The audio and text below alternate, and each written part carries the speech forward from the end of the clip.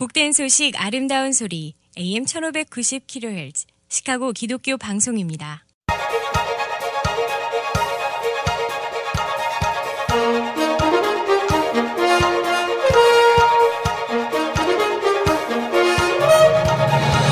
김정일 해설위원의 시사 해설. 세상을 넓게 봅니다. 삶의 지평이 넓어집니다.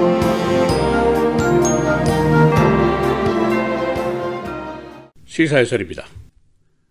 필라델피아 스타벅스에서 지난 토요일 일어났던 흑인 차별 사건, 또다시 이 사회의 인종 문제를 강력하게 제기하고 있습니다. 흑인 남성 2명이 스타벅스의 매장에 앉아서 친구를 기다리고 있었는데 스타벅스의 매니저가 부른 경찰에 의해서 이들이 무단 침입 혐의로 체포가 된 사건입니다. 이들의 잘못이 있었다면 친구가 오기 전에 미리 커피를 주문하지 않았다는 것이고, 그리고 그들이 흑인이었다는 것, 그것밖에 없습니다. 이 사건은 또 한 번 인종 문제라는 것이 얼마나 악한 일인지, 또 얼마나 근절되기가 어려운 일인지, 또 그리고 이 악독한 일이 얼마나 우리와 가까이 있는지를 실감할 수 있게 해주고 있습니다. 인간은 불완전한 존재이기 때문에 자신과 다른 것을 보면은 경계하고 적의를 갖는 경우가 많이 있습니다. 이 경우에 다수가 소수를 차별하면은, 또 공격하면은 이것이 사회 문제가 되는 것이고, 또 그것이 hate crime이 될 수가 있습니다. 이 수많은 노력에도 불구하고 hate crime은 미국에서 계속 증가하고 있습니다. 1년에 6,000건 이상이 발생합니다. 특히 트럼프 대통령 등장 이후에 불과 10일 동안 900건이나 발생을 했었습니다. 이유가 무엇인가? 그의 toxic language, 독성 언어를 우매한 대중들이 실현에 옮겼기 때문이다. 그런 분석이 나왔습니다. 오늘은 필라델피아 스타벅스 사건의 내용이 어떤 것인가, 또 이 사건이 가지고 있는 본질적인 문제는 무엇인가, 이런 인종 문제가 우리들, 즉 이민자, 소수계인 우리와 얼마나 가까이 있는 것인가, 그런 이야기들을 풀이해 보겠습니다. 지난 토요일 필라델피아에 있는 스타벅스에 2명의 흑인 남성이 앉아 있었습니다. 이들 중에 한 명이 화장실에 가기 위해서 직원에게 화장실 문을 열 수 있는 코드 넘버를 물었습니다. 이 매장은 손님이 지불하고 받은 리시트에 이 코드 넘버를 적고 있습니다. 종업원이 화장실 사용은 돈을 낸 고객에게 한한다라고 얘기를 하면서 이들에게 커피를 사지 않으려면 나가라고 말을 했습니다. 그때 이 흑인 남성이 지금 우리는 손님을 기다리는 중이고 손님이 와야만이 커피를 살 거 아니냐라고 얘기를 했습니다. 이때 스토어 매니저가 경찰을 불러서 경찰이 들이닥쳤고 이들에게 퇴장을 명령했습니다. 그래서 흑인 남성들이 우리는 손님을 기다리는 중이라고 자초지종을 설명했습니다마는 경찰은 이들에게 수갑을 채우고 경찰서로 연행을 했고 8시간이나 억류를 했었습니다. 이 체포 당시 옆에 앉아있던 백인 고객 한 사람이 경찰에게 이들에게 아무런 잘못이 없는데 왜 퇴장을 명령하느냐라고 부당한 일이라고 항의를 하기도 했습니다. 그리고 바로 그때 이들이 기다리고 있던 손님이 스토어에 도착했습니다. 이 trespassing이라는 것, 문자 그대로 남의 지역에 무단 침입을 하는 것인데, 이들은 커피를 사기 위해서 이 스토어에 들어갔고 시간상으로 손님을 기다려서 함께 구입하려고 하는 순간이었습니다. 그러나 스토어 매니저와 경찰은 자초지종의 설명에도 불구하고 이들을 체포하게 했습니다. 이 사건의 비디오는 이미 1,000만 명이 소셜미디어를 통해서 시청을 했습니다. 이 흑인 남성들은 체포 당시에 아주 조용한 어조로 설명을 했을 뿐이고 목소리를 높이거나 저항하지도 않았었습니다. 아마도 이들이 이런 상황에 어느 정도 익숙해 있었거나 또는 예상을 하고 있었기 때문일 것으로 보입니다. 이 피해자 입장에서는 기가 막힌 일입니다. 이 문명사회, 인권 보장이 가장 잘 된 미국에서 백주 대낮에 그 유명한 스타벅스 매장에서 흑인이라는 편견 하나 때문에 큰 곤욕을 치르게 된 것입니다. 인종적으로 다수 백인이 소수계 흑인 히스패닉 에이시안에게 갖는 편견은 좀처럼 사라지지 않습니다.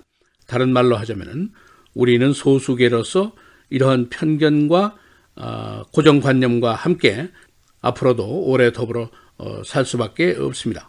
고로 인종 문제에 대해서 우리가 지식과 인식을 가지고 잘 이해를 하는 것이 중요합니다. 보통 고정관념을 stereotype이라고 합니다. 흑인은 범죄자다, 게으른 자다, 에이시아는 chop-suey, 교활한 자, 이런 이미지의 고착화를 의미합니다.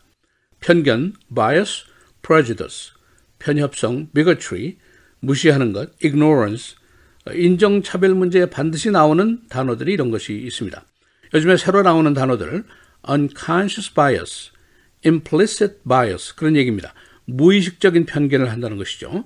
우리 자신들도 이런 사악한 생각을 가지고 있을 수가 있습니다. 기본적으로 인종 문제에 대한 두 가지 사고가 있습니다. 하나는 다양성을 인정하고 복합 문화를 인정하고 포용 정책을 쓴다. diversity, pluralism, inclusion, 모든 인종, 민족 문화를 인정하고 수용하고 이 사회를 다양하게 발전시킨다. 이런 사고입니다. 여기에 반해서 또 한 가지는 white European culture, English only, exclusion, 배타적 사고, 이런 겁니다. 미국은 백인 유럽 문화의 나라고 영어권이다. 타 문화는 종속 문화고 그들과 우리는 분리되고 소수계는 이 사회 주류에 소속되지 아니한다. 그런 사고를 얘기합니다. 이 인종 문제와 관련해서 한인들에게 좀 독특한 현상들이 몇 개 있습니다. 보통 한인들은 인종 문제 그러면은 that's blacks problem 이렇게 생각을 합니다. 이민 문제 Mexicans problem 이라고 생각을 합니다. 나이의 문제라고 생각하지 않는 경향이 있습니다. 이것을 착시 현상이라고 합니다. 이걸 어떤 사회학자는 honorary white mentality, 명예 백인적인 사고를 한인들이 가지고 있다는 겁니다. 즉 주류 사회에서는 우리를 us의 범주에 넣지 않습니다. 그러나 나는 내가 그 속에 있다고 생각하는 것, 즉 착시 현상을 얘기합니다. 왜 그렇게 될까? 첫째는 우리들만의 그 끼리 문화라는 게 있습니다. 고립 문화를 얘기합니다. 우리끼리 모여서 회장님, 총장님하고 편안하게 사는 것이죠. 그래서 주류 사회의 정서를 잘 이해하지 못하는 경향이 있습니다. 또 한 가지 독특한 유교 문화라든가 이런 문화가 우리한테 있습니다. 근면, 성실, 그래서 경제적으로, 교육적으로 우리에게 많은 성취가 있기 때문에 다른 소수계와 우리가 비교하기를 싫어하는 경향이 있습니다. 그렇다면은 우리들이 스타벅스 사건 같은 유형의 인종 문제로부터 자유로울 수 있는 것인가 하는 질문이 있을 수 있는데 대답은 no입니다. 우리도 역시 매우 취약한 상황에 있고 이런 사건의 유형으로부터 매우 가깝게 있다고 볼 수가 있습니다. 이미 LA에서 한인들이 햄버거 샵에서 한국말 한다고 나가라는 모욕을 당한 사건이 유튜브를 통해서 널리 퍼진 적이 있습니다. 그 밖에 골프장에서 거리에서 이런 비일비재하게 일어나 왔습니다. 에이시안들이 인종 문제에 더욱 취약한 요소도 있습니다. 첫째는 에이시안에 대한 레이시즘 중에 moral minority라는 개념이 있습니다. 모범적인 소수계 의미는 우리들이 온순하고 근면하고 범죄도 저지르지 않는다 이런 긍정적인 면이 있습니다. 그러나 또 다른 의미로 보면은 정치력도 없고 투쟁적이지 못하고 invisible, 잘 보이지도 않는 극소수다. 고로 우리가 공격을 해도 덤비지 못할 것이다. 그들은 영어도 못한다. 이런 이미지가 굉장히 강합니다. 또 한 가지 xenophobia, 외국인 혐오주의라는 것인데 몇 세대를 살아도 외국인처럼 보이기가 쉽습니다. 워낙 소수이기 때문이죠. 다시 말하면 에이시안들에게는 유약하고 무력하고 이 사회의 소속원이 아닌 이미지가 굉장히 강하다는 것입니다. 그래서 인종차별 피해에 우리가 더 취약할 수도 있습니다. 우리가 이미 시카고에서 반세기 이상을 살아왔습니다. 인종차별, 인종문제 우리가 자주 느끼고 얘기도 자주 하는데 그 근본 문제가 무엇이고 나의 이미지는 무엇인가 정도를 알고 그 이후에 정치적 신장이든 사회운동이든 벌이는 것이 순서라고 생각을 합니다. 우리가 좀 더 공부를 하고 교육 계몽을 더 해야겠습니다. 시사해설 김정일입니다.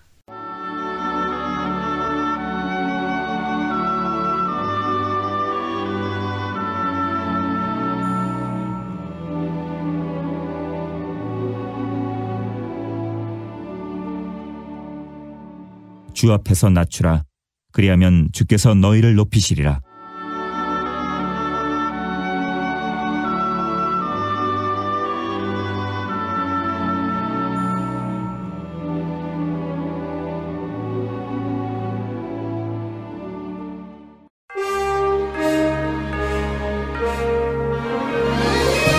(4월 17일) 화요일 헤드라인 오늘의 주요 뉴스입니다. 트럼프 대통령이 시리아 두마 화학무기 사태와 관련해 러시아에 부과하기로 했던 추가 제재에 제동을 걸었다고 언론이 어제 보도했습니다. 앞서 니키 헤일리 유엔 주재대사는 지난 15일 CBS 뉴스와의 인터뷰에서 스티브 무누슨 재무장관이 16일 러시아 제재를 발표할 예정이라며 시리아 정권의 화학무기 사용에 연계된 장비와 관련 있는 기업들을 직접 겨냥할 것이라고 밝혔습니다. 하지만 헤일리 대사의 이 같은 발언은 러시아 추가 제재에 대한 트럼프 대통령의 최종 사인이 떨어지기 전에 나온 것으로 백악관은 헤일리 대사의 발언이 잘못된 것으로 공개적으로 규정키로 했습니다. 팍스뉴스의 황금 시간대 프로그램을 진행하는 션 해니티가 트럼프 대통령과 세계 문제에 대한 견해만 함께 공유하는 것이 아니라 변호사 마이클 코언도 함께 공유하고 있는 것으로 드러났습니다. 해니티는 TV에서 트럼프 대통령에 대한 가장 열렬한 옹호자로 알려져 있으며 불과 일주일 전에도 FBI가 마이클 코언 변호사 사무실을 압수수색했을 때 이를 트럼프 대통령에 대한 로버트 뮬러 특검의 마녀 사냥이라고 맹렬히 비난했었습니다. 한편 민주당 의원들은 숀 해니티가 대통령의 개인 변호사 마이클 코언의 고객 중 한 명인 사실이 알려지자 그의 해임을 주장했습니다.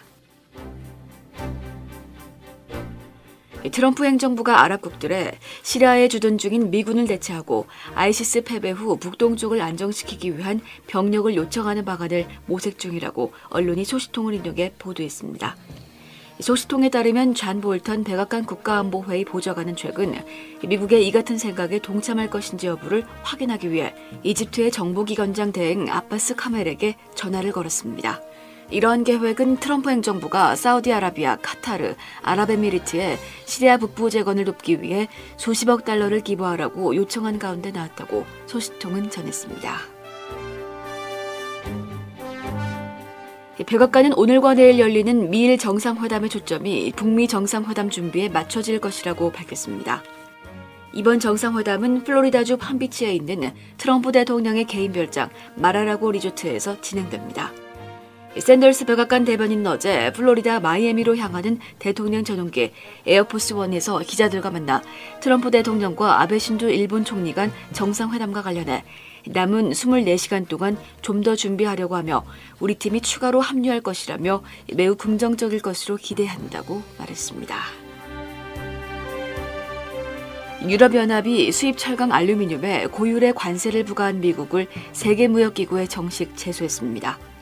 세계무역기구에 따르면 유럽연합은 분쟁 해결 절차 4조에 따른 양자 협의 요청서를 미국과 세계무역기구에 각각 제출했습니다. 앞서 중국은 이달 10일 같은 내용의 양자 협의 요청서를 제출했습니다. 페이스북이 안면인식 태그 기능으로 인해 집단 소송에 직면하게 됐습니다. 페이스북이 이용자들의 안면인식 기능을 이용자들의 동의 없이 수집한 것은 불법이며 이는 집단 소송을 제기할 수 있는 사안이라는 연방법원의 판결이 나온 것입니다. 샌프란시스코 연방법원의 제임스 도네이토 판사는 어제 페이스북의 안면인식 기능이 이용자들의 동의도 없이 불법적으로 만들어진 것이라며 집단 소송에 직면하게 될 것이라고 밝혔습니다. 시카고 트리븐 타워 부지에 고층 호텔 콘도가 들어섭니다. 시카고와 LA의 개발 회사가 공동으로 건축하는 이 빌딩은 시카고에서 두 번째로 높은 빌딩이 됩니다. 10억 달러가 투자되는 이 빌딩의 높이는 1422피트, 700개 콘도와 200개 객실의 호텔이 들어섭니다. 시카고 트리븐은 오는 6월 원 프루덴셜 플라자로 이전합니다. 대법원은 어제 라드불고야비치 전 주지사의 항소를 두 번째 기각했습니다. 이로써 그는 최소 2024년까지 감옥에 머물게 됩니다. 그는 부패 혐의로 14년 징역을 선고받고 7년을 이미 복역했습니다. 다운타운 주차 위반 벌금이 3배나 오릅니다. 앞으로 다운타운 센트럴 비즈니스 디스트릭 안에서 더블 파킹을 할 경우 벌금이 현행 $100에서 $300로 오릅니다. 지역은 디비전, 라셀, 시카고, 할스테드 등입니다. 날씨입니다. 오늘은 대체로 맑은 가운데 가끔 구름 많겠습니다. 낮 최고 42도, 밤 최저 30도. 내일은 오전 한때 맑겠으나 차차 흐려지면서 비가 내리겠고 밤부터 기온이 내려가면서 눈으로 바뀌겠습니다. 낮 최고 38도, 밤 최저 33도. 목요일 대체로 맑겠고 낮 최고 46도, 밤 최저 30도.